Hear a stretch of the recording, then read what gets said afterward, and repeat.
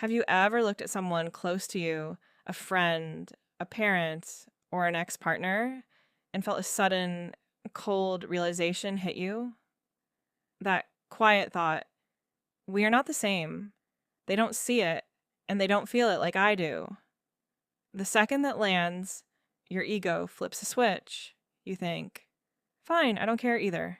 You go quiet. You pull back. You switch on a cold vibe to protect yourself.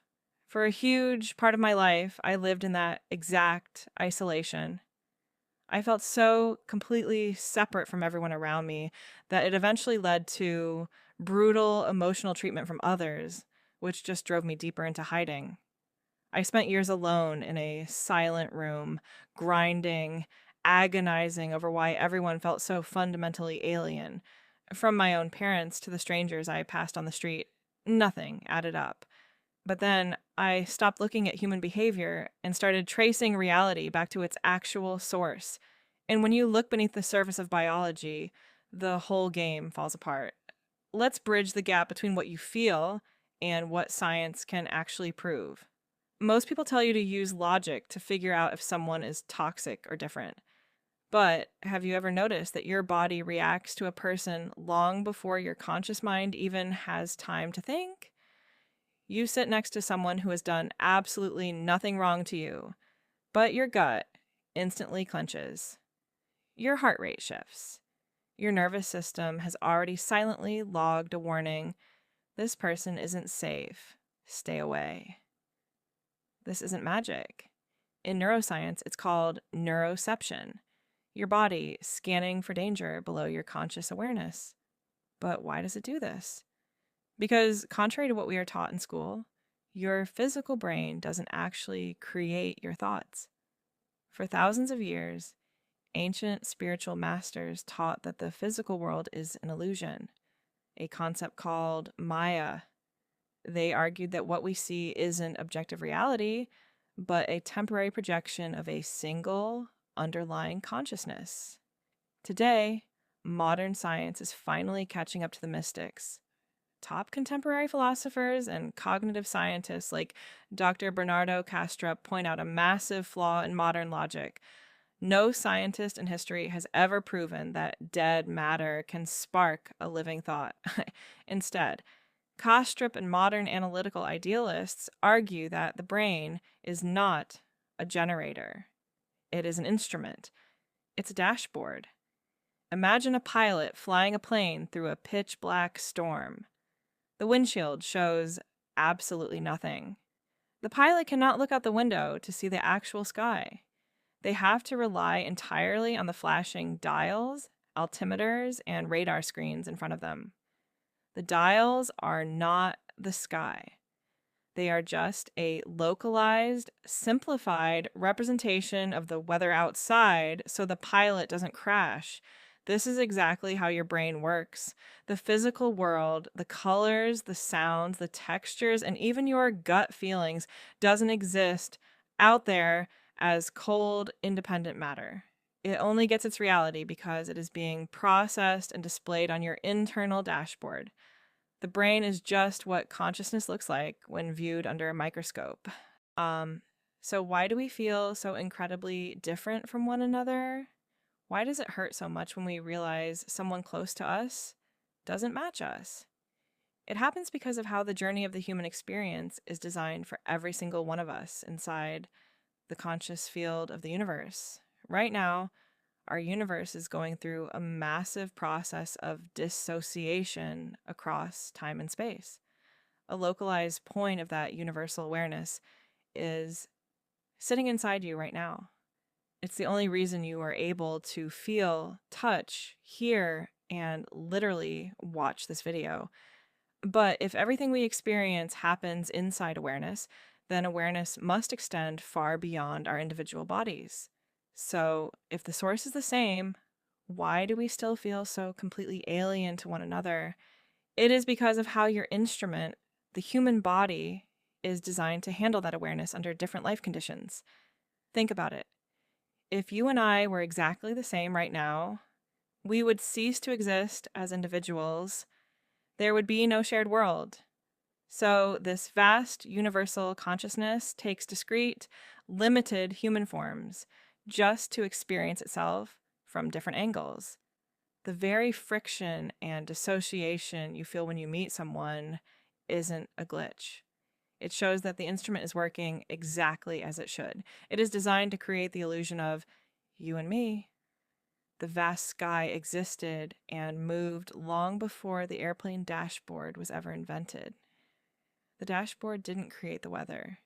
It just changed how the pilot views the sky. Most of us spend our entire lives completely blind to the fact that our brain is just an instrument translating what it learned during its specific time in the hangar. The very human experience requires wearing a mask, a temporary shifting mask that has been programmed since the day you were born by your environment, your culture, and your survival instincts. And if we are being completely honest with each other right now, let's take the masks off.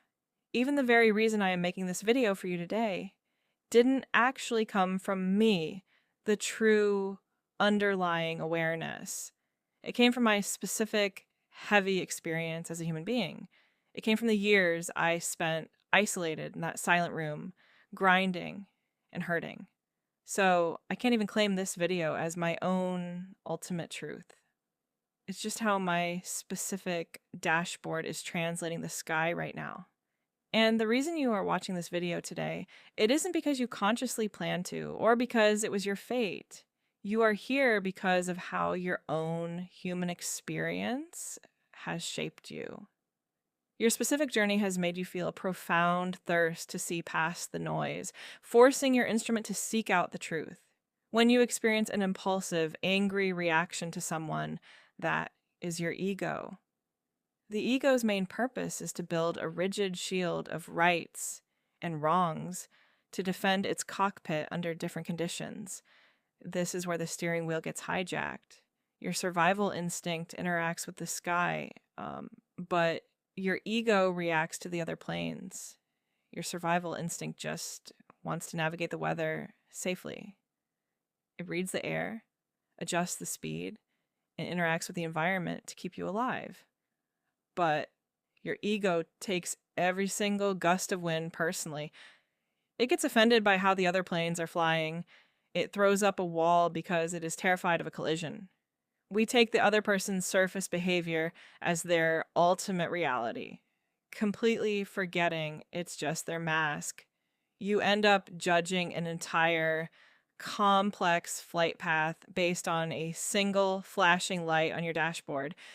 You stay completely blind to the fact that the person flying right next to you is just another exhausted pilot, trapped in their own dark cockpit, frantically trying to pull out of a tailspin.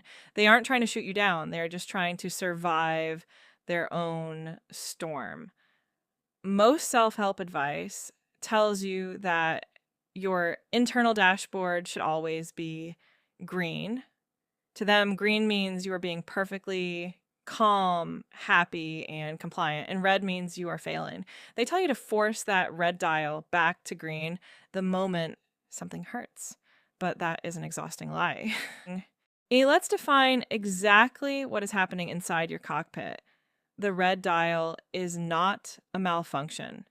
Red is the natural biological vibration of your instrument when your cockpit wall takes a direct hit.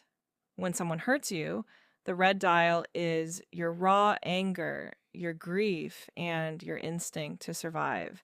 It is 100% valid. The green dial is not something you force. If you try to fake a positive green attitude while your system is screaming, you are just suffocating your own truth. You are lying to your own instrument.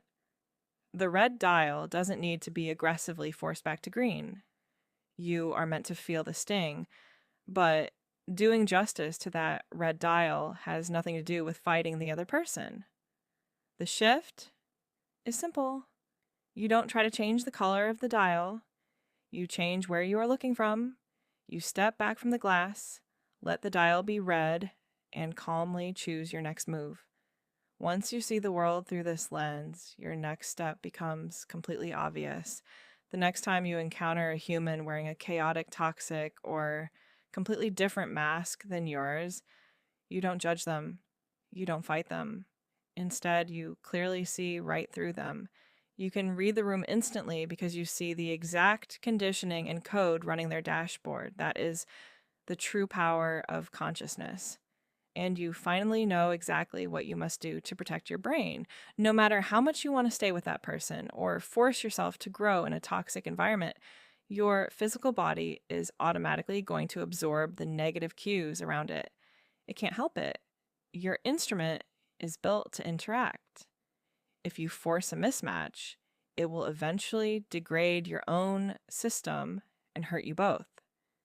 So, do whatever it takes to protect yourself from harm, but do it without attacking them. Because remember, they are just another version of you.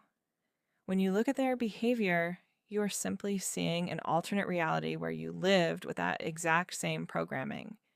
You don't hate the mirror. Instead, you practice the ultimate pilot behavior.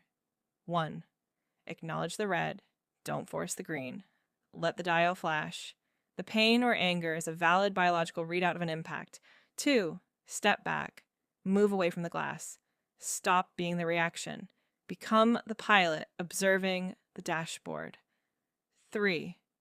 Set the vector. Protect the instrument. Calmly set your boundaries.